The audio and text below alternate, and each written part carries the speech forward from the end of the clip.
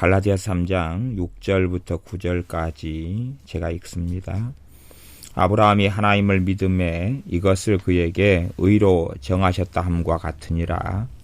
그런즉 믿음으로 말미암은 자들은 아브라함의 아들인 줄 알지어다.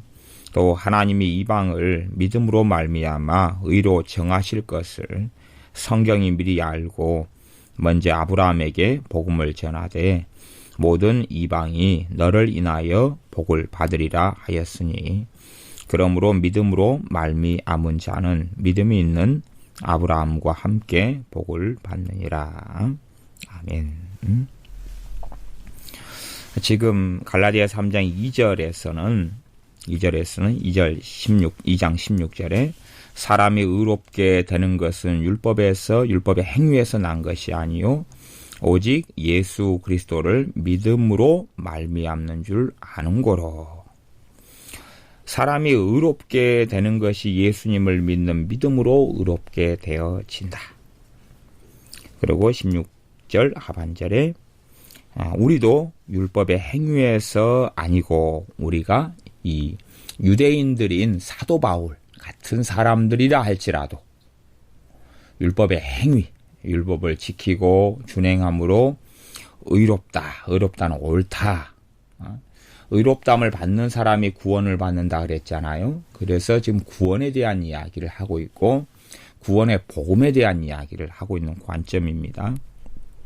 그런 관점에서 그리스도를 믿음으로써 의롭다함을 얻으려 함이라. 율법의 행위로서는 의롭다함을 얻을 육체가 없느니라. 그래서 믿음으로 얻는 의에 대해서 지금 논증을 하고 있는 것입니다. 성경을 가지고 실제의 삶을 가지고 증명을 하고 있는 것입니다. 이 구원론에 대해서 바른 어떻게 구원을 받게 되느냐, 사람이 어떻게 하나님 앞에 설 수 있게 되느냐, 어떻게 사람이 구원을 받고 의롭다함을 받아서 구원을 받게 되느냐 하는 것을 이제 갈라디아 교회 사람들이 받아들이고 이해할 수 있도록 논증하고 증명하고 있는데 그것은 3장 1절부터 5절까지는 어떻게 성령님이 임하셨느냐, 너희가 어떻게 해서 성령님을 받게 되었느냐, 성령님이 임하시게 되셨느냐 하는 것으로 논증을 했다 하는 것을 지난번 시간에 말씀을 드렸습니다. 6절부터는 아브라함을 가지고 이제 증명을 합니다. 성경에 있는 특별히 율법이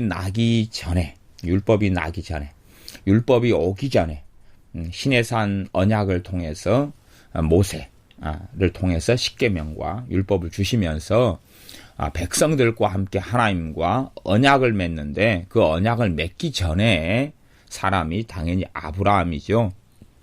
그래서 하나님과의 관계 속에서 어떻게 아브라함이 의롭다함을 받았는가 하는 증명을 성경을 통해 하고 있다 하는 것입니다. 3장 6절에 아브라함이 하나님을 믿음에 이것을 그에게 의로 정하셨다 함과 같으니라. 그건 창세기 15장 6절에 있는 말씀입니다. 창세기 15장 6절은 그렇게 이야기합니다. 그가 하나님을 믿었더니 이것이 하나님께 의로 여겨졌다. 그렇게 말씀하신 것입니다.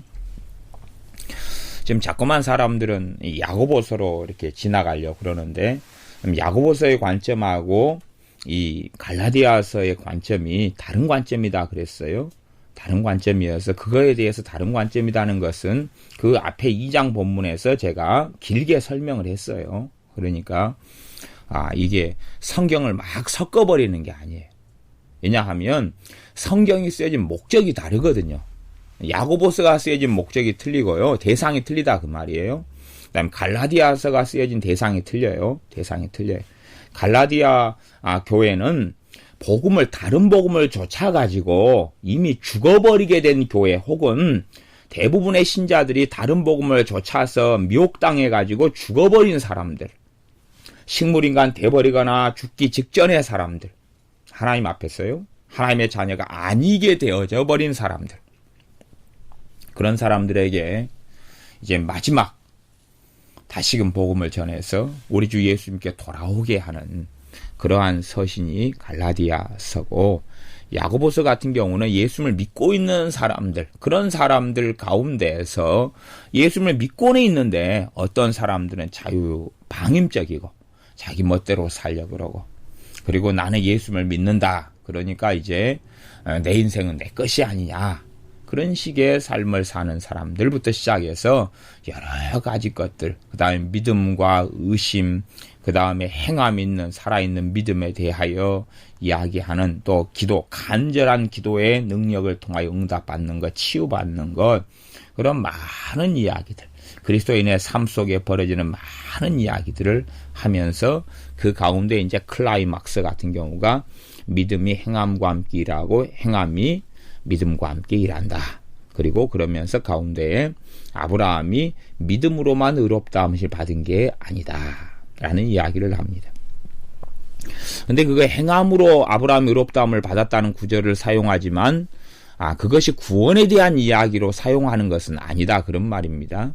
둘 다가 다 필요한데 구원에 대해서는 믿음으로 의롭다함을 받는 것 하나만 있는 것입니다. 그 하나만 있는 것이. 그래서 이 복음에 대한 이야기 부분에서 아브라함을 논증하는데 엉뚱하게 야고보서의 본문으로 띄어가지고 오해하거나 곡해하거나 착각을 하면 좀 곤란해지는 부분이 생깁니다.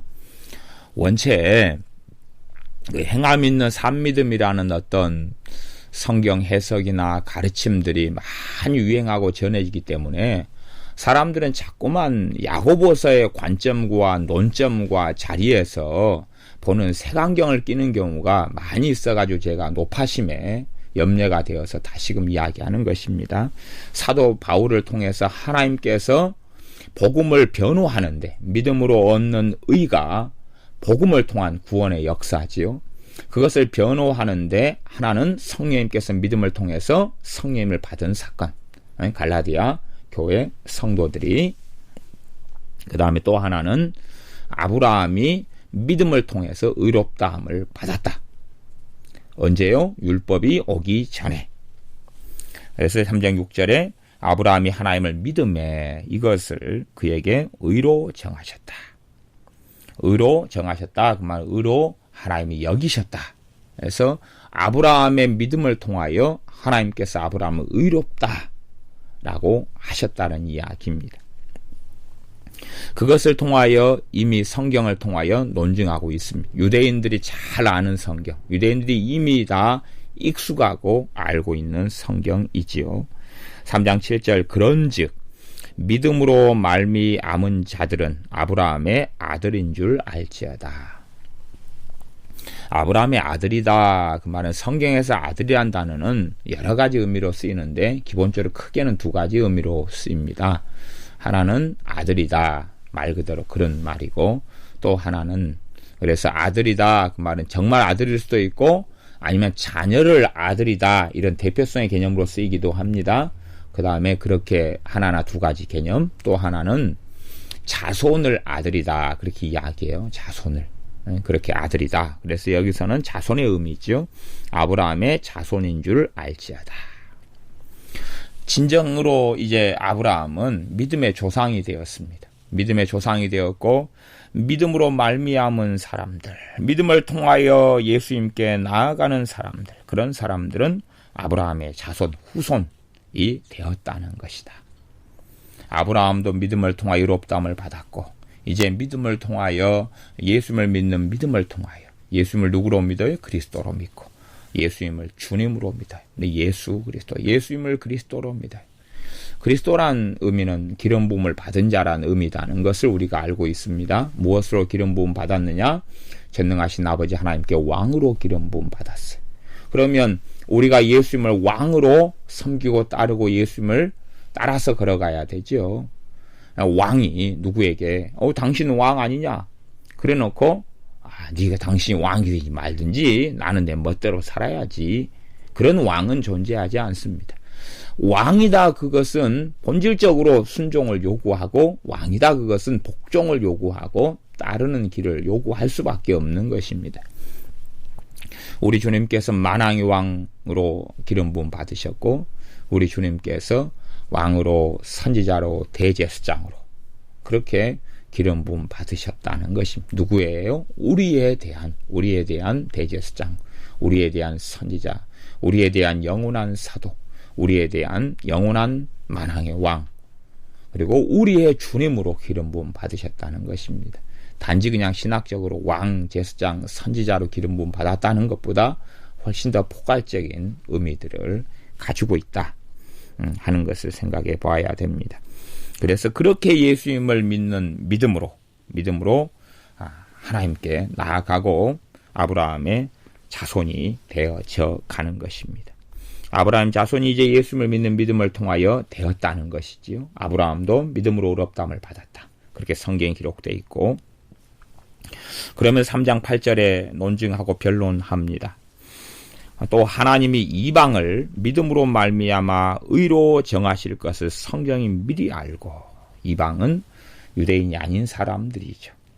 그래서 하나님께서 이방 사람들을, 유대인이 아닌 사람들을, 할례받지 않은 사람들을, 율법의 언약을 맺지 않은 사람들을 믿음으로 말미암아, 믿음을 통해서 의로 정하실 것을 성경이 미리 알았다. 그래서 먼저 아브라함에게 복음을 전하되 모든 이방이 너를 인하여 복을 받으리라 하였으니, 아브라함에게 복음을 전했다. 복된 소식, 기쁜 소식을 전했다는 이야기입니다. 모든 이방이 너를 인하여 복을 받으리라. 그렇게 미리 하나님께서 성경을 통하여 아브라함에게 말씀하시고 그걸 기록해 놓았는데, 모든 이방이 너를 인하여 복을 받으리라. 과거에 도대체 아브라함하고 우리하고 무슨 상관이 있느냐 하는 것입니다. 실제로 이제 노아 할아버지 같은 경우는 우리의 직계 조상이 됩니다.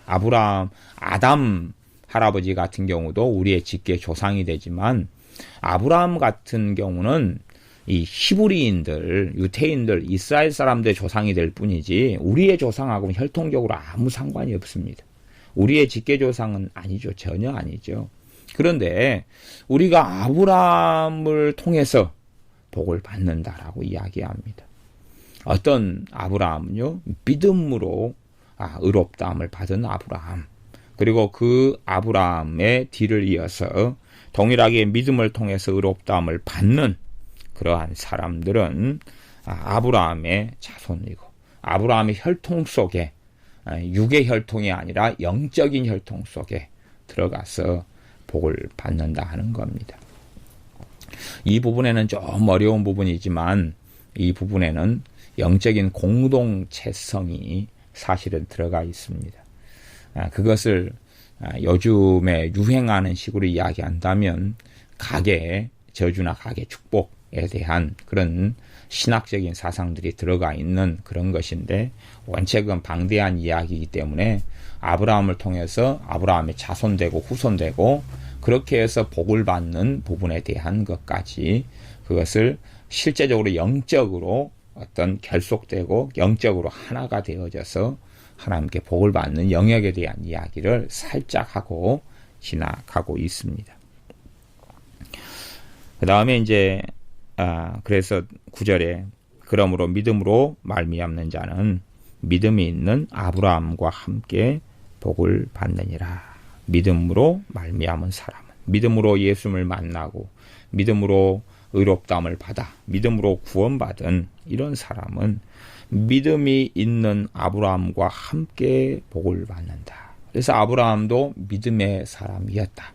그리고 아브라함을 믿음의 조상이라 라고 성경은 표현하고 이야기하고 있습니다. 믿음으로 통해 있는 사람들은 아브라함과 함께 복을 받는다. 첫 번째 복은 무엇보다 믿음을 통해서 아브라함이 의롭다함을 받았던 것처럼 우리도 믿음을 통해서 의롭다함을 받는다는 것입니다. 그래서 하나님께서 아브라함과의 관계 속에서 아브라함의 믿음을 의로 여기셔서 옳다, 의는 의롭다, 옳다, 옳게 여기셔서 하나님께서 아브라함을 받아주시는 것이죠. 마찬가지로 이방 사람들이 무슨 선한 행위를 하지 않고 무슨 거룩한 행위를 하지 않고 실제로 또 우리가 이야기하는 것처럼 어떤 구체적인 어떤 회개의 삶을 살기 전에 믿음을 통해서 의롭다함을 받는 것이지요. 성경은 신약 성경이나 구약 성경이나 회개하라는 메시지와 말씀은 참 많이 나옵니다. 실제로 우리 주님께서도 회개하라 천국이 가까웠느니라 그렇게 말씀을 전하셨고, 세례 요한도 회개하라 천국이 가까웠느니라 그렇게 말씀을 전하셨습니다. 얼마 전에 제가 그런 이야기를 했습니다. 무슨 회개를 하기 전에 그렇게 표현을 했어요. 그러니까 성경에서는 회개라는 것을 굉장히 중요시 여겼는데 왜 회개하기 전에 믿음을 통해 의롭다함을 받지? 그렇게 사람들이 곡해하고 오해할 수가 있어요. 그것 때문에 제가 이제 성경의 구절들을 이야기하고, 실제로 사도 베드로도 사도행전 2장 같은 데 되면 너희가 회개하고 주 예수님을 믿어라 그렇게 이야기합니다. 그런 부분에서 제가 회개의 개념을 다르게 지금 사용한 것이에요. 회개의 개념을 다르게 사용한 것입니다. 실제로 근원적으로 회개에서 성경이 사용하는 것, 포괄적으로 사용하는 것, 구체적으로 사용하는 것, 회개의 개념을 여러 개가 있는데, 그중에 사람들은 회개의 개념을 어떤 자신이 가지고 있는 회개의 개념을 하나를 가지고 있다가 그것을 모든 신학적인 부분에, 성경적인 부분에 그 개념을 사용해버리는 그런 어리석음이 있습니다. 그래서 어떤 분들이 왜 설교를 하시면서 분명히 회개를 통하여 예수님을 만나게 되는데 무슨 회개의 행위를 하기 전에 그리고 믿음을 통해서 구원을 받는다는 이야기를 할까? 그러면 이상한 이야기다. 그렇게 생각이 되신 분들은 회개의 개념을 하나만 지금 생각하고 있고 자기 개념으로 성경을 바라보고 있기 때문에 그런 일이 벌어집니다. 그래서 기본적으로 우리가 두 가지 부분에서 회개 안에는 하나는 회심이 있고 하나는 회개가 있어요. 회심이라는 건 회개의 가장 근원적인 회개인데, 내가 세상을 향하여 살아가고 죄를 향하여 달려가고 마귀를 향하여 달려가다가 하나님을 향하여 살기로 하나님께 턴하는 것이, 하나님께 돌려가지고 이제 세상을 향한 방향에서 하나님께 대한 방향으로, 누구를 통해서요? 예수님을 통해서 방향을 턴해서 걸어가기 시작하는 것, 그걸 회심이라 그러고 그걸 회개라 그래요. 그러니까 실제로 우리가 회개라는 개념을 많이 사람들이 사용하는 개념은 어떤 부분에서 주로 사용이 많이 되냐 그러면, 내가 오늘 거짓말을 하고 있어요. 그러니까 회개해라. 그러면 이제 거짓말을 그쳐라. 거짓말을 하지 말아라. 거짓말을 내가 하다가 거짓말을 안 하게 되었다. 그런 것을 회개의 개념으로 사용하는데, 사실은 그쪽에서 사용하는 일반적인 회개의 개념은 꽤 문제가 많은 개념입니다. 꽤 문제가 많아요. 왜 문제가 많냐 그러면, 내가 거짓말을 하다가 거짓말 안 하게 나를 고친다 하는 것은 실제로 삶을 살아나가는 과정과 여정 속에 대한 이야기일 수밖에 없어요. 내가 거짓말을 많이 했다. 그리고 이제 내가 거짓말을 안 하게 나를 고쳤다. 내가 거짓말을 안 하게 고쳤다라고 누가 과연 장담할 수 있느냐 하는 것입니다. 거짓말을 내가 많이 하다가 거짓말을 줄여갈 수 있고, 어제는 거짓말 했는데 오늘은 안 하게 내가 할 수는 있을지 몰라도, 어떤 상황이 인생 속에 벌어질지 모르는데 내일, 모레, 다음 달, 다음해, 그 다음 해에도 내가 거짓말을 안 하도록 내가 거짓말을 끊었노라, 거짓말에서 완전히 돌이켰노라라고 장담할 수 있는 사람이 누가 있겠느냐 그런 것입니다. 구체적인 삶의 회개인데 그것은 삶과 행동을 고치는 것이에요. 고치는 것이. 내가 막 분노를 내고 미움과 증오를 가지고 살다가 용서의 길을 걷는다. 그걸 회개라 그래. 구체적인 삶을 통한 회개라 그럽니다. 근데 그것도 실제로는 한 걸음 더 나아가면 성화의 회개라 신학적으로는 그렇게 말하기도 하는데요. 그것도 내가 누구를 오늘 증오하고 있었어요. 주님을 믿고 주님을 만남을 통하여 내가 증오하고 있는 그 사람을 용서하는 길을 걸어요. 서로 하루 만에 용서하는 것이 가능해서 용서해 버렸다. 그렇게 가정해도, 그렇게 가정한다 그래도 한 1년 안에 아니면 내일, 다음 달에 정말 나를 고통스럽게 하는 사람이 생겨버리면 용서를 했다라기보다는 또 다시 다른 인간관계 속에서 용서하는 과정을 다시 걸어가야 돼요.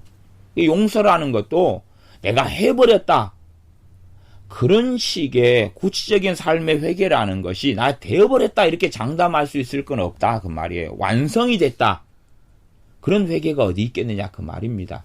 너희는 근심하지 말라 그랬어요. 그럼 내가 오늘까지 근심을 막 하루에 500개씩 해왔어요. 그 다음에 내가 회개했노라, 그러니 하루에 500개씩 하는 근심을 전혀 안 하게 됐노라. 그렇게 하루는 혹은 이번 달은 내가 장담할 수 있을지 몰라도 걱정거리, 염려거리는 계속하여 인생과 삶을 살다 보면 생기는 것이 당연한 일이고, 그런 일들 속에서 내가 정말 이제 근심을 안 하게 됐노라 라는 이 행동을 바꾸는 그런 회개가 얼마나 가능하겠느냐 하는 것입니다. 그것은 삶의 과정일 수밖에 없어요. 그래서 성화의 회개라 이야기하는 것입니다. 그러니까 사람들은 자꾸만 이 성화의 회개, 인생의 과정에 대한 이런 회개를, 그 개념 하나만 가지고 있다가 회개하고 주 예수님을 믿으라, 그런 성경에서 그 회개 개념을 사용해버려요. 제가 그래서 어떤 회개의 행위를 하기 전에 예수님을 믿음을 통하여 구원을 받는다고 이야기한 것은 그 성화의 회개의 개념에서 그게 아니다고 제가 이야기한 거예요. 그 개념에서 그런 회개가 없을 때에 예수님을 믿는 믿음을 통하여 의롭다함을 받고 구원을 받는다고 이야기하는 것입니다. 실제로 이제 너희가 회개하고 주 예수님을 믿어라, 그러는 그 부분에서 회개는 행동을 고치고 삶을 고치고의 요소가 전혀 없다 그렇게 말할 수는 없지만, 나아가서는 그 유대인들하고 대상이 되는 우리 이방인들하고는 첫째는 메시지가 좀 다릅니다. 메시지가 다르다는 것은요, 이방인들은 하나님이 없다 그리고 살아온 사람들이에요. 하나님을 섬기지 않고 살아온 사람들, 정욕대로, 욕심대로, 탐심대로, 자기 인생과 삶대로 세상을 따라해 살아온 사람들이 이방인들이에요. 그럼 유대인들은 하나님을 믿는다, 하나님 뜻대로 산다, 하나님의 백성이다 하는 이름으로 살아온 사람들이에요. 그러나 실제로는 살았다는 이름을 가졌으나 죽은 자로다 하는 하나님의 판정대로 실제로는 죽은 자로 살아온 사람들, 죽은 믿음을 가지고 살아온 사람들, 하나님을 믿는다고 하지만 유대인들은 하나님에 대한 참다운 신앙과 믿음이 없었던 사람들입니다. 하나님을 믿는다고 하지만 육체적인 외식, 육체적인 가식은 했지만 진실한 삶 속에 하나님께 대한 순종하는 삶을 살지 않은 사람들이 유대인들입니다. 성경을 자기식으로 장르 유전을 따라서 해석하고 오해하고 곡해하고 그렇게 하면서 자기 마음대로 우리 주 예수님을 십자가에 못 박아버리는 것이 하나님을 경외하는 것이다 라는 기괴한 생각들을 하고 살아온 사람들이 유대인이에요. 실제적으로 유대인들 같은 경우는 구체적인 삶을 고치는 부분의 회개가 동반되는 게 필요해요. 왜냐하면 유대인들은 하나님의 이름을 가지고 있어요. 구약 성경을 가지고 있어요. 율법을 가지고 있고 하나님의 말씀을 가지고 있어요. 선지서를 가지고 있고 예언서를 가지고 있고 지혜서를 가지고 있어요. 묵시에 대한 말씀들을 가지고 있어요. 그러면서도 하나님의 이름을 가졌지만 하나님을 따르는 삶을 살지 않아 왔어요. 그들이 따르는 삶을 살았다면 당연하게 주님을 메시아로 그리스도로 만날 수밖에 없었는데 그러지 않았죠. 심지어는 하나님께서 세례 요한을 보내셔서 우리 주님의 길을 예비하게 하셨어요. 그렇기 때문에 정말로 주님을 따를 사람들, 주님을 예비하는 사람들은 세례 요한이 전하는 하나님의 말씀에 귀를 기울일 수밖에 없는 거지요. 나 크게 두 부류의 사람이 세례 요한에게 나왔지요. 한 부류는 간을 보려는 사람들, 한 부류는 정말 회개하고 삶을 돌이키고 하나님 앞에 서려는 사람들. 그런 가운데 이제 유대인들인데 이들에게는 하나님의 이름을 알고 있는데 말씀대로 살지 아니하는 위선자들의 삶에 있어서 삶을 돌이키는 회개가 필요했어요. 말하자면 완벽하게 어떤 행위를 고친다기보다는 전체적으로 이제 순종의 삶으로 돌아서는 것이 필요했다 그 말이에요. 순종의 삶으로 돌아서는 게 필요했다 그런 말이에요. 그런 부분에서 행동을 고치는 회개도 필요한 것이 유대인들에 대한 이야기입니다.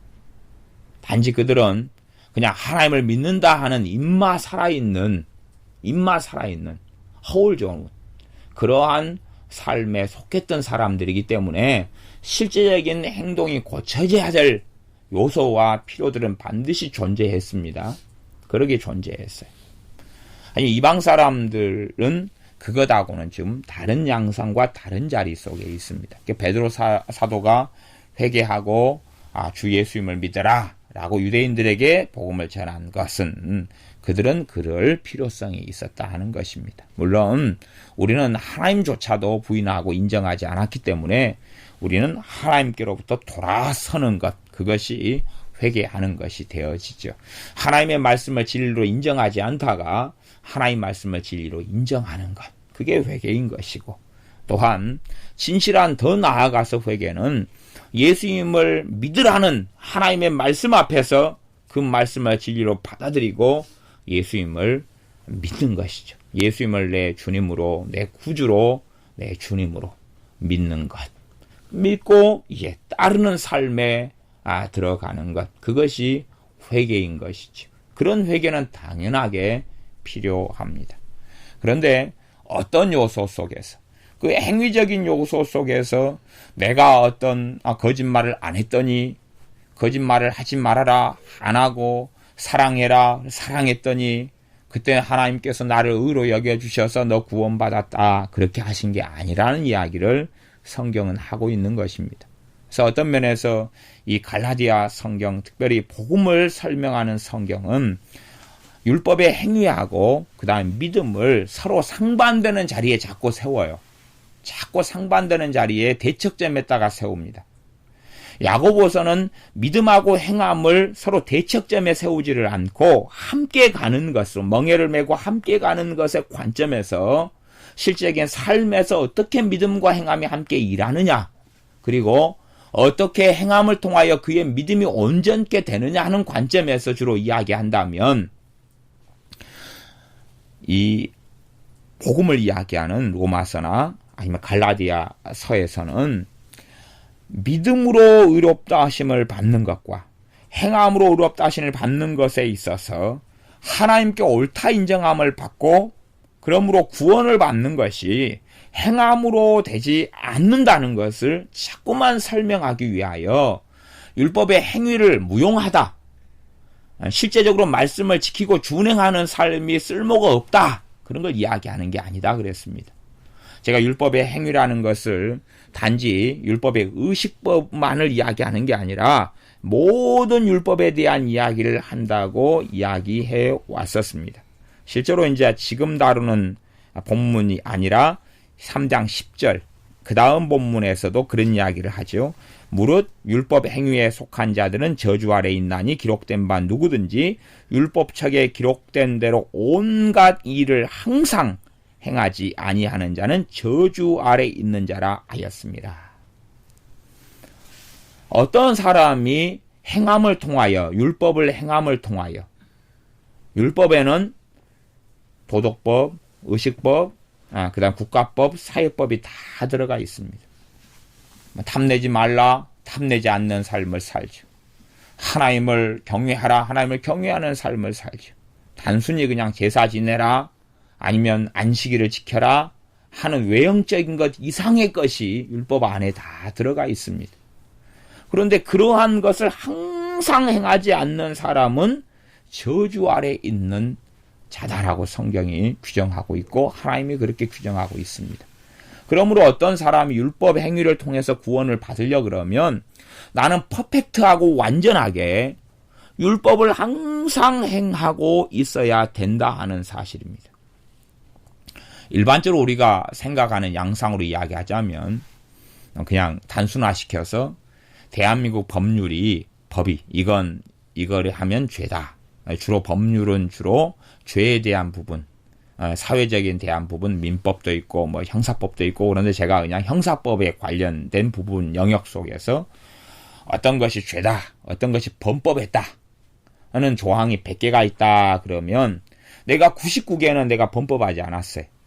하지만 한 개만 어겨도 나는 죄인으로, 나는 국가 법을 어긴 사람으로 발견될 수밖에 없다는 것입니다.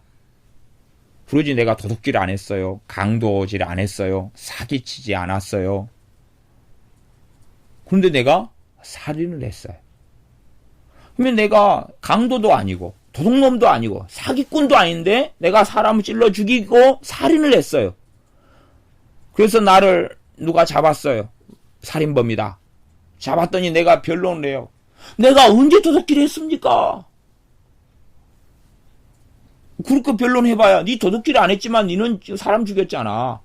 내가 언제 사기쳤습니까? 당신 사기는 안 쳤지만 당신 사람 죽였잖아. 내가 언제 강도질 했습니까? 아니 엉뚱한 소리 하지 말아라. 네 강도질은 안 했는데 네 살인했잖아. 사람들은 자기가 안 한 것, 말하자면 지킨 것을 가지고 구원에 대한 확증을 사용하려고 한다 그 말이에요. 그래서 율법 행위를 자꾸 이야기하는 거예요. 너가 안 했다고 그러지만 너가 저지른 것은 그거 어떻게 할래? 너 그러니까 죄인이고 범법자야. 범법자가 어떻게 하나님께 옳다 인정을 받고 의롭다함을 받고 구원받을 수 있어? 그게 아니잖아. 라고 이야기하는 것입니다. 우리가 예수님을 믿은 다음부터 성화되어 갑니다. 성화되어 가요. 정말로 예수님을 믿는 사람들은 성화되어 가요. 정말로 살아있는 믿음을 가진 사람들은 참으로 예수님을 믿는 사람들. 누구로요? 주님으로, 구주로, 왕으로, 대제사장으로, 선지자로, 영원한 사도로 믿는 사람은 주님을 따르는 여정을 걸어가죠. 그것을 성화되어 간다. 다른 말로 하면 거룩하게 되어져 간다.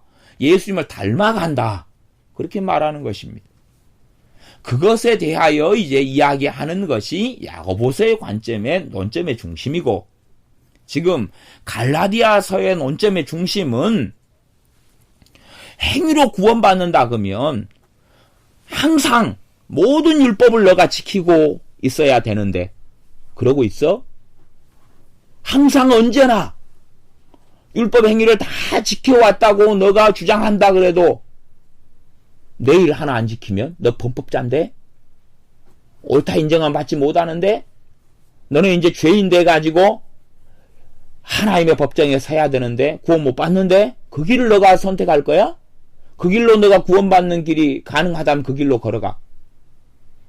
내가 온갖 율법을 다 지키고 준행함으로 퍼펙트하고 완전 무결하고 흠도 점도 없게 되어지는 길에 흠도 점도 없는 길이 하나가 있고, 또 하나는 나는 율법을 때로는 어기고 하나님 말씀을 어기고 불순종하고 자빠지는데 예수님을 믿는 믿음을 통하여 그리스도로 너희가 옷 입으라. 예수님을 통하여 내가 예수님의 의로 옷을 입어가지고 그렇게 해서 점과 흠도 없이 하나님의 눈에 발견되는 방법이 있다. 그렇게 해서 옳다 의롭다함을 받는 길이 있다. 그리고 구원받는데 그 길을 걸어가려느냐. 누구든지 유대인이든지 이방인이든지 누구든지 간에 예수님을 믿는 믿음을 통해서 많이 구원받습니다. 율법을 통해서 구원받을 사람은 역사에로 아무도 존재하지 않았습니다. 아무도 존재하지 않았어요. 이스라엘 사람들의 조상이었던 아브라함조차도 믿음을 통해서 의롭다 하심을 받았어요. 율법이 오기 전에 믿음을 통해서 의롭다 하심을 받았어요. 그렇기 때문에 갈라디아서 같은 경우는 믿음으로 말미암는 의와 율법의 행위로 말미암는 의, 율법의 행위하고 믿음하고 이 두 개를 계속 대조하고 있어요. 대조하고 있어요. 율법의 행위 자체가 필요 없다, 무용론이다, 이걸 이야기하려는 게 아니라 어떻게 하나님 앞에 우리가 설 수 있는가? 어떻게 하나님 앞에 설 수 있는가? 어떻게 내가 더러운 죄인이 구원받을 수 있는가? 왜 예수님께서 십자가에 죽으셨는가? 왜 죽으셨는가? 죽으셔야 될 이유가 무엇인가? 율법 행위를 통해서 내가 구원받을 수 있다면 주님은 헛되이 죽으셨느니라. 주님이 죽으실 이유가 없지 않느냐. 그게 2장 21절하고 2장 3장 1절이 이어지는 내용이었다 그랬습니다. 2장 21절 마지막에는 율법으로 말미암으면 그리스도께서 헛되이 죽으셨느니라. 율법을 뭘 지켜가지고 구원받는다고 하면 우리 주 예수님께서 죽으신 것이 쓸모 없어진다는 것입니다. 죽으실 이유가 없는데 죽으셨다는 것이 가장 비참한 하나님의 심판을 받고 하나님의 저주를 받고 우리를 대신하여 저주를 받고 하나님의 진노를 그 몸으로 다 감당하셔서 엘리 엘리 라마 사박다니 하나님이여 하나님이 어찌하여 나를 버리셨나이까. 하나님께 버림받는 길을 가장 큰 고통과 아픔의 길을 걷고 우리의 죄짐을 짊어지신 그것이 왜 필요하느냐. 율법의 행위로 하나님께 설 수 있다면 주님이 죽으실 이유가 없지 않느냐. 너희들이 율법의 행위로 하나님께 나아가고 하나님께 의롭다함을 받으려고 하는 사람은 너희들은 예수님을 부인하는 거다라고 말씀하고 있는 겁니다. 3장 1절에도 어리석도다 갈라디아 사람들아 예수 그리스도께서 십자가에 못 박히신 것이 너희 눈앞에 밝히 보이거늘 누가 너희를 꾀더냐. 예수님이 십자가에 죽으신 것이 너희에게 헛되게 왜 만들어버리고 너희가 예수님이 십자가에 죽으신 것이 무용하게 너희들은 만들어버리느냐. 너희는 정말로 어리석다 어리석어. 율법 행위를 통하여 하나님 앞에 서려고 하고 의롭다함을 받으려고 하는 너희들은 정말로 어리석다. 실제로 그리스도인들의 능력의 원천은 예수님의 십자가를 믿는 믿음에 있습니다. 우리가 어떤 삶을 행동을 내가 고쳐야 돼요. 어떤 문제가 있는 행동을 고쳐야 되는데 그걸 고칠 능력이 어디서 오느냐 하는 것입니다. 예수님을 믿는 믿음을 통하여 그 능력이 사실은 공급되기 시작하는 거거든요. 율법 행위를 내가 바르게 지켜야 되겠다. 내 도덕성으로 내 의지력으로. 그러나 그것은 가능하지 않습니다. 예수님을 믿는 믿음을 통하여 누가 임하시고 역사하셨냐고 논증했냐 그러면 성령님께서 임하셨다라고 논증합니다. 믿음을 통하여 성령님이 역사하시고 성령님이 도와주셔야지만이 보혜사 성령님의 도우심이 있어야지만이 거룩하게 되는 여정을 걸어갈 수가 있습니다. 성령님의 도우심이 없어도 어떤 이가 거룩하게 되는 길을 걸을 수 있다면 성령 하나님을 우리 주 예수님께서 보내실 이유가 없지요. 구약시대에도 하나님 앞에 서서 바르게 살아갔던 사람들은 다 성령님의 사람들이었습니다. 구약시대의 사사들도 다 성령님의 사람들이었어요. 다윗도 성령님의 사람이었어요. 사무엘도 성령님의 사람이었어요. 하나님께 등을 돌리고 배신하기 전에 사울 왕도 성령이 임하셔서 새 사람이 된 성령님의 사람이었다가 그가 사람의 인정과 세상 재물을 따라서 하나님을 등져버리고 말았던 사람입니다. 다 성령님의 사람들이었어요. 선지자들도 성령님의 사람들이었어요. 눈의 아들 여호수아도 지혜의 성령님이 지혜로 임하셨다. 성령님의 사람이었어요. 모세도 성령님의 사람이었어요. 구약이라 할지라도 그가 정말로 하나님 앞에서 바른 삶을 살아가는 능력의 원천은 성령 하나님이셨어요. 구약도 마찬가지. 신약은 더군다나 말할 것도 없고 신약은 모든 믿는 사람에게 부어주시는 성령님에 대한 이야기를 하고 있어요. 구약에는 어떤 의미 속에서는 구약에서는 성령님을 부어주시는 것이 성령님이 임하시는 것이 신약의 신자들하고는 좀 많이 다른 부분이 있어요. 다른 부분이 있고 실제 성령님이 임하시는 부분에 있어서도 꽤 많이 다른 부분이 있어요. 그런 부분까지는 이제 원체 방대한 구약에 나타나신 구약에 임하신 성령님과 신약에 임한 성령님에 대한 것은 원체 과목이 덩치가 크기 때문에 그걸 가지고 이것저것 본문을 가지고 설명하려면 막 5시간 이상을 설명해도 다 이렇게 설명이 안 되기 때문에 어설프게 뭐 한두 마디로 이야기하고는 어떻게 안 되니까 제가 그런 부분까지는 논점을 가지고 이야기하지 않습니다. 그래서 사람들은 이 자신의 율법의 행위를 통해서 그러려고 하는데 실제로 내가 바르게 살아가는 삶의 여정도 우리 주님께서 내가 가면 보혜사 성령님을 너에게 보내리니 그는 진리의 영이고 그는 너희를 모든 진리 가운데 인도하시고 너희를 가르치시고 너희에게 의의 죄에 대하여 의에 대하여 심판에 대하여 알리시고 그런 성령님의 사역에 필연적인 도움을 받지 않으면 사실은 하나님의 자녀가 하나님의 자녀로서 서고 살 수가 없게 됩니다. 그리고 이제 어떤 사람이 주님을 배신하고 등져가지고 세상으로 나가면 그때부터는 성령의 역사는 끊어지고 없어져 버린다 하는 것입니다. 왜냐하면 그가 세상으로 갔기 때문에 성령님은 더 이상 그에게 역사하실 이유가 없기 때문에 그렇습니다.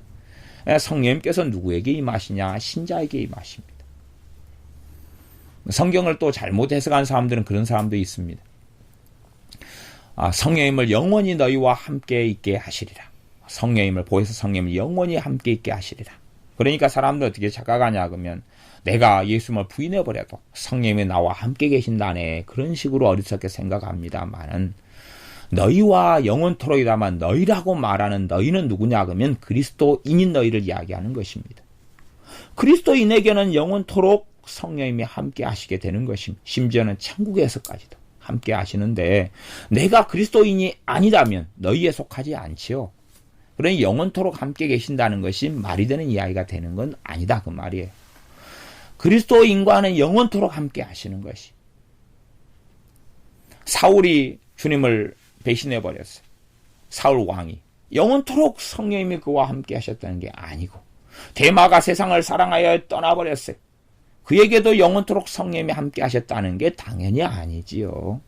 그러니 성경을 바른 관점에서 보는 게 필요합니다.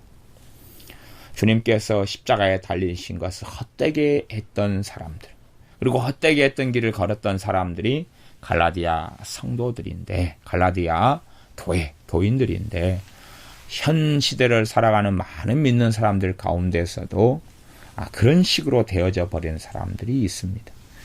요즘도 율법주의가 맹렬한 힘을 발휘하는 사람들도 그런 교회들이나 가르침들도 아주 많아져요. 그런 사람들은 자꾸만 무엇을 강조하냐 그러면 그들이 무엇을 강조하냐를 들으면 알 수 있어요. 근데 그 사람들이 율법을 자꾸 강조해. 율법을 강조하고 구약을 강조해. 구약이 하나님의 말씀이기 때문에 중요하다는 관점이 아니라 성경의 중심이 모세 오경에 있다는 식으로 거짓말을 한다 그 말이에요. 성경의 중심은 예수님이에요. 우리 주님께서 뭐라고 말씀하셨냐 그러면 이 성경이 곧 나에 대해서 말한다라고 이야기해. 이 성경이 곧 나에 대한 말씀이라고 이야기해. 모세 오경이든지 구약의 선지서든지 시가서든지 간에 지혜서든지 간에 정말로 그가 바르게 눈을 떠서 모세 오경이든지 아니면은 구약의 선지서든지 바르게 본다면 그 말씀 속에서 우리 주 예수님을 만나야지만이 그가 성경을 바르게 구약 성경을 보고 있다는 사실입니다. 구약 성경의 핵심이 우리 주 예수님이라는 거 우리 주님께서 친히 천명하신 거예요. 이 성경이 곧 내게 대한 것이다. 그 당시에는 구약 성경밖에 없었습니다. 그런 말씀을 무시하고 깨닫지 못하고 알지 못하는 가운데 모세 오경을 최고 중요시 여겨야 된다. 모세 오경만 지키고 따라야 된다. 뭐 그런 지금 가르침들 꽤 많이 있습니다. 한국교회에. 아주 정신 나간 가르침들이.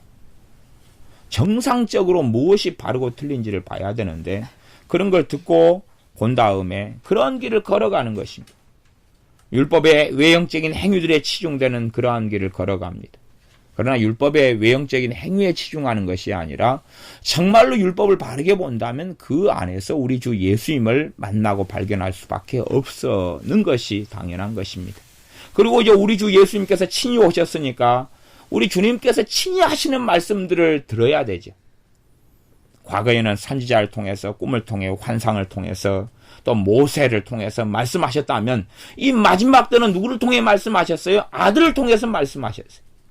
아들을 통해 말씀한 게 정확한 것이다 그 말이에요. 정확한 것이. 선지자를 통해서 종들을 통해서 말씀하시는 것은 그림자 같고 어렴풋해요. 어렴풋해. 과거에 우리가 TV가 없었을 때는 먼저 개발된 것이 라디오잖아요. 화면까지 전송할 만한 이런 과학기술이 발전하지 않았어요. 전파를 통해서 사람의 음성만 이렇게 전파를 통해서 보냈지요. 라디오가 만들어졌어요. 축음기가 라디오가 만들어졌어요. 라디오가 만들어진 다음에 이제 좀 지나서 사람의 화상을 전파를 통해서 보내는 기술을 만들어냈어요. 그래서 흑백 TV가 나왔지. 뭐 라디오로 들을 때하고 흑백 TV로 들을 때하고는 이제 스케일이 틀리고 보는 게 틀리잖아요. 흑백이 나온 다음에 조금 지난 다음에 칼라 TV가 나오기 시작했어요. 흑백을 보던 사람하고 칼라를 보던 사람 너무 틀리죠. 그래서 저희 집은 옛날에 TV가 없다가 친구의 집에서 전전긍긍하면서 좀 TV 좀 보여주라고 막 그렇게 따라다니다가 친구 집에서 오후에 학교 갔다 오면 죽치고 TV를 보고 있다가 집에 와가지고 있다가 한참 TV를 마련했어요. 근데 흑백 TV였어요. 야, 흑백 TV, 그때 나 흑백 TV가 전부였으니까 감사해, 좋아. 그러고 있다가 다른 집은 칼라 TV를 사기 시작하는 거야.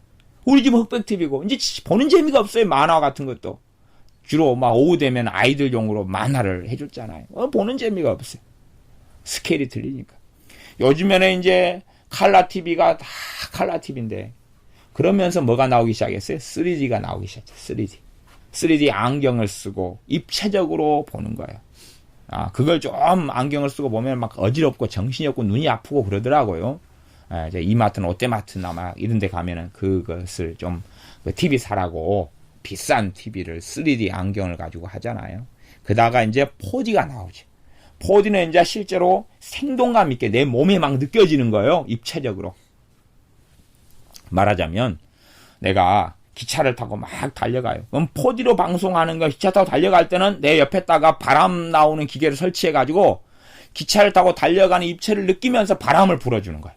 옆에서 후 바람 불어주니까 내가 생동감 있게 TV를 보는 거예요. 바람도 막 불면서 내 머리는 휘날리고 TV를 보고 그러다 가발을 쓰면 헷가닥 벗겨지고 그러면서 TV 보는 가운데 그런 일이 벌어지면 4D TV다 그 말이에요. 근데 과거에는요 라디오 정도 아니면 흑백 모세나 선지자를 통해서는 라디오다면 모세를 통해서는 흑백 TV 우리 주 예수님을 통해서 하는 것은 4D 이상이다 그 말이에요. 그러면 누굴 통해 듣고 보는 게 정확하겠느냐 그 말이에요. 우리 주 예수님을 통해서 듣고 봐야지요. 그런데 모세 율법을 재고 중요하다 이런 가르침도 지금도 있으니까 광적인 거죠. 아주 정신이 나간 것이. 그런 양상으로 좀 흘러가는 성경 중에 하나도 아바드 성경이라 이런 게 있어요. 그런 양상 속에 흘러가는 거예요. 추종자들도 많고 그럽니다.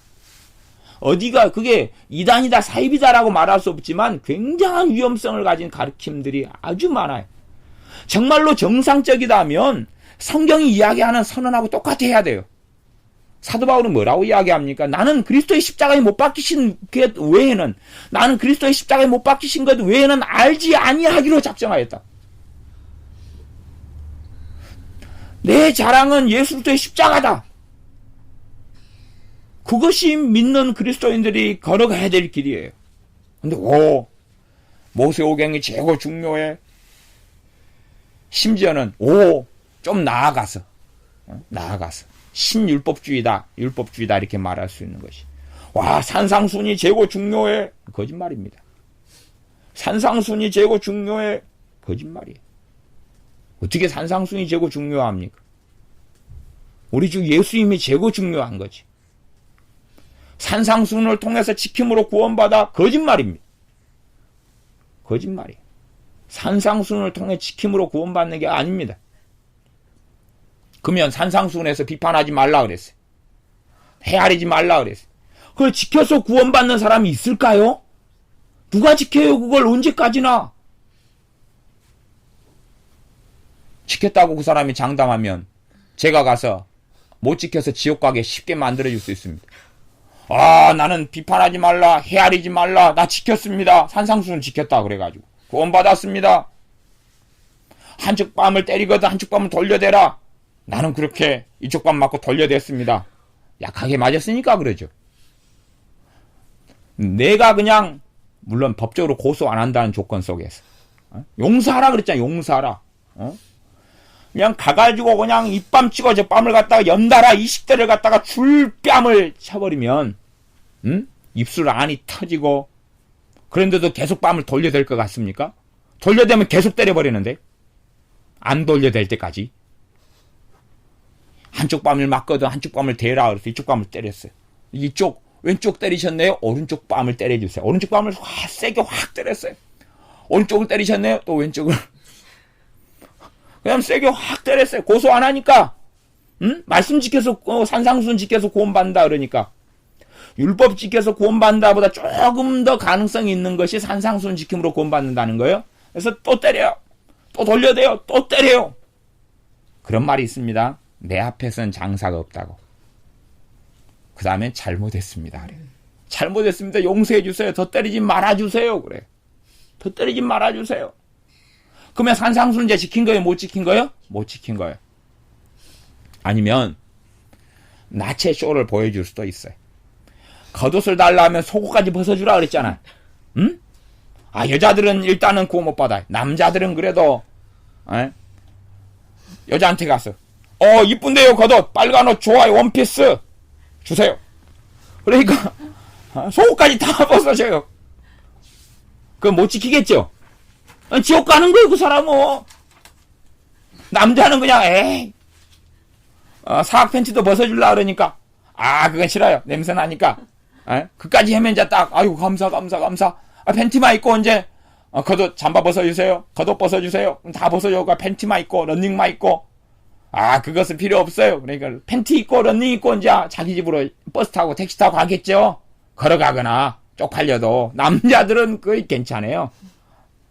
그래서 구원을 안 잃어버릴 수가 있다 그 말이.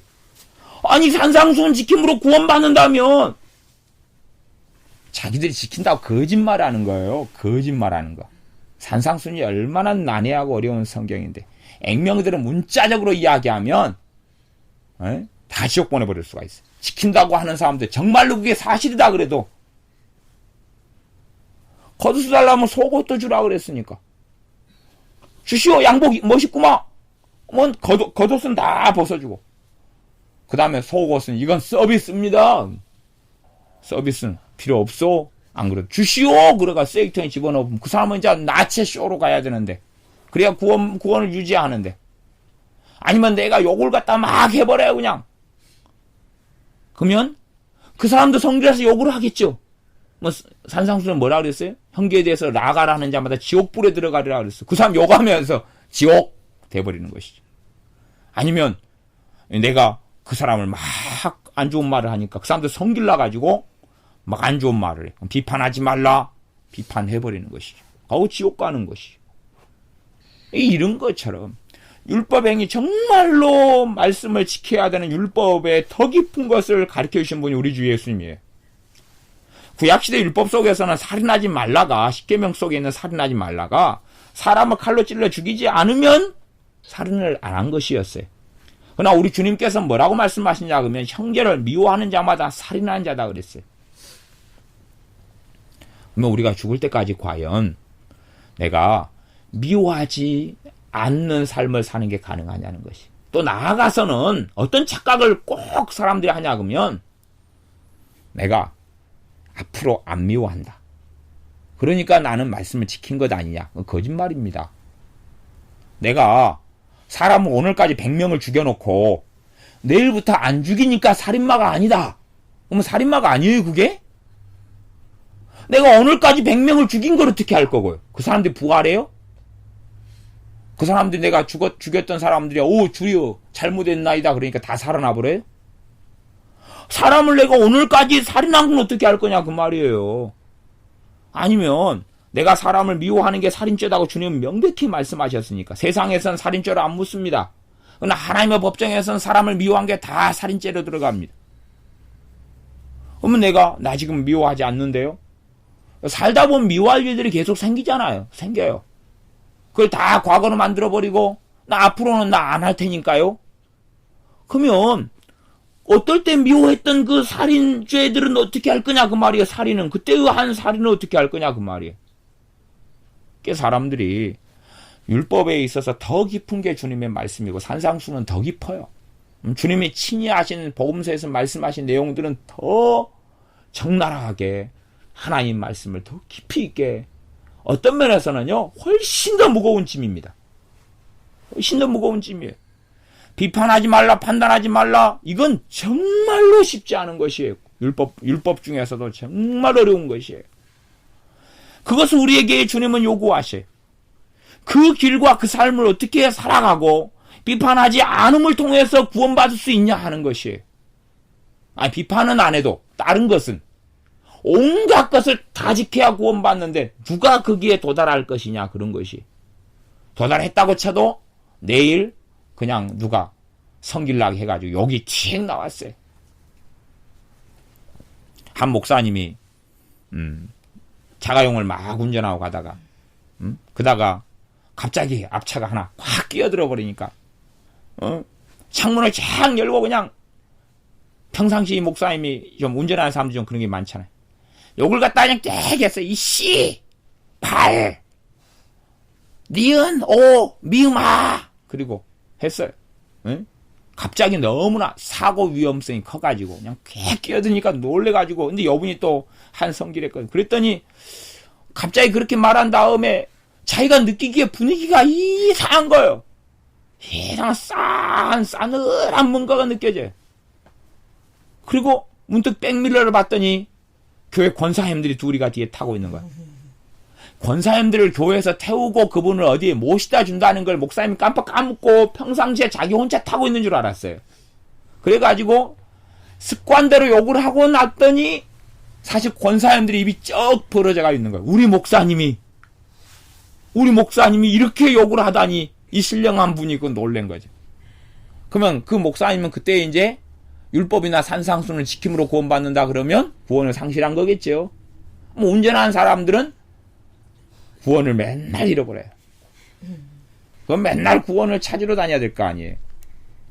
무엇으로 구원받느냐? 그럼 예수를 믿는 믿음을 통하여 구원받아요. 그것 가지고 자꾸 비교하고 대질하고 있고, 그래서 이 6절부터 10절까지의 9절까지의 말씀에는 아브라함을 가지고 창세기에 있는 율법 전에 출애굽기나 신명기나 이 레위기나 민수기, 율법을 받기 전에 아브라함이 믿음을 통해 의롭다함을 받았다. 그리고 이방 사람들이 그렇게 하나님께 나아가게 될 것이고 하나님께 옳다 인정함을 받고 구원을 받게 된다는 복음의 진리를 전하고 변증하고 있습니다. 기도하겠습니다.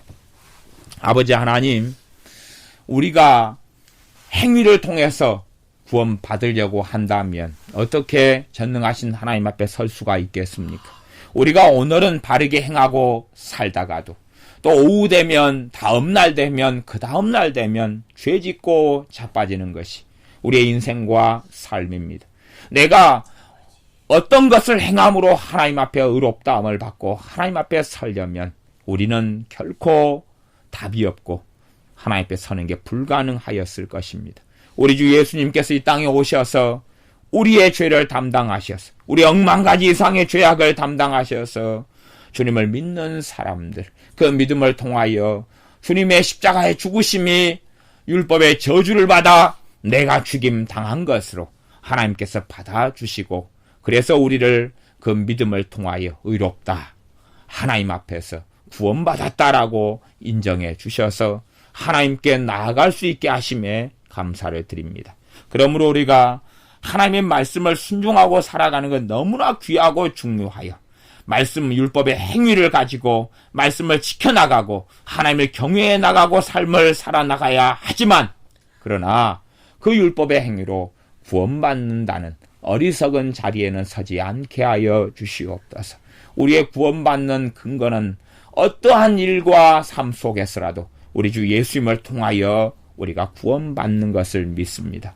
오직 예수님을 통하여서만이 구원받지, 예수님을 믿는 믿음을 통하여서만이 구원받지, 여기에 그 무엇도 하나라도 더할 수 없나니 우리가 주님을 언제까지나 찬양하며 사랑하고 주님을 따르는 이유가 바로 여기에 있사오매, 우리가 주님을 믿음을 통하여 의롭다함을 받았고 그러므로 주님을 끝까지 따르는 믿음의 사람들이 되게 하여 주시옵소서.